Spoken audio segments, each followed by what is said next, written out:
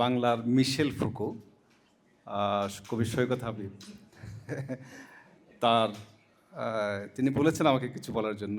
তার আম, সক্রিয় অংশগ্রহণের মধ্যে দিয়ে ঈদসংখ্যাটা হয়েছে আমাদের রাশেদ মেহেদী ভাইয়ের প্রযোজনায়। চমৎকার একটি ঈদসংখ্যা। আমি কখনোই ঈদসংখ্যা পড়ি না। আমার গুরু বলেছেন আমাকে যে সবসময় ক্লাসিকে থাকার জন্য, যে আমি সবসময় ক্লাসিকে থাকার চেষ্টা করি। ফলে আমি আসলে মিথ্যে কথা বলে লাভ নেই, কখনো ঈদসংখ্যা কিনি না এবং পড়ি না। আমি বই পড়ি, যে বইটা ওয়েল এডিটেড, সুসম্পাদিত বই, সেই বইটা পড়ার চেষ্টা করি। আর হচ্ছে ঈদসংখ্যা এবার একটি সুসম্পাদিত উপন্যাস আমি পড়ার চেষ্টা করব, নুরুদ্দিন জাহাঙ্গীর ভাইয়ের ভিউজ বাংলায় উপন্যাসটি ছাপা হয়েছে। তায়েব সালেহর উপন্যাস। এটা আমি আজকে জেনেছি, আমি ঈদসংখ্যাটা দেখিনি এখনো পর্যন্ত ভালো করে।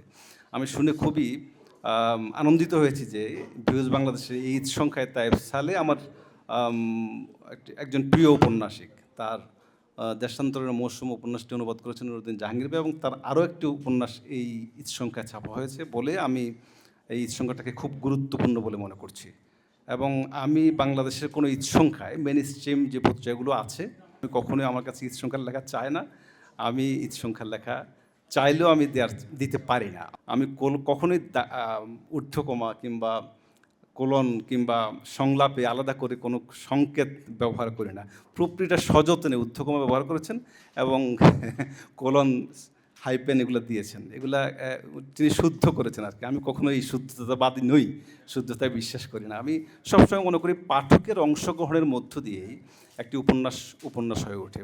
লেখককে বুঝিয়ে দিতে হবে, কেন চামচে তুলে কেন পাঠককে খাইয়ে দিতে হবে যে এটা হচ্ছে সংলাপ, এটা হচ্ছে বর্ণনা। এটা উপন্যাস এই জায়গায় পৃথিবীতে নাই।